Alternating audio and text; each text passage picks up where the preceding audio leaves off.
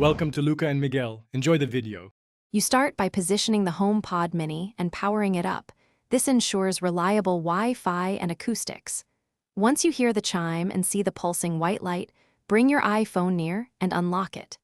The setup card appears to transfer settings, accept Apple ID and home settings so you keep preferences and automations. Make sure Bluetooth and Wi-Fi remain enabled during transfer because they exchange certificates and network credentials silently to finish pairing securely. Once done with pairing, open the Home app to place your HomePod Mini into a room. This gives Siri contextual control over devices and scenes. You should enable voice recognition so it distinguishes household members for messages and calendars. Then customize personal requests if you want mail and messages read aloud. For audio tuning, use AirPlay from your iPhone to play music and tweak volume or EQ. This trains expectations for room acoustics and daily use. You finish by practicing core commands. Say, "Hey Siri" for timers, reminders, music, and HomeKit control, or tap the top for quick playback control.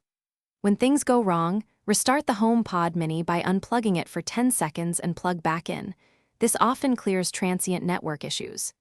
If restart doesn't help, make sure your iPhone and HomePod share the same Apple ID and Wi-Fi. Then remove and re-add the device in the Home app as a last resort to restore pairing. Thanks for watching and please subscribe. It's the best investment you'll ever make.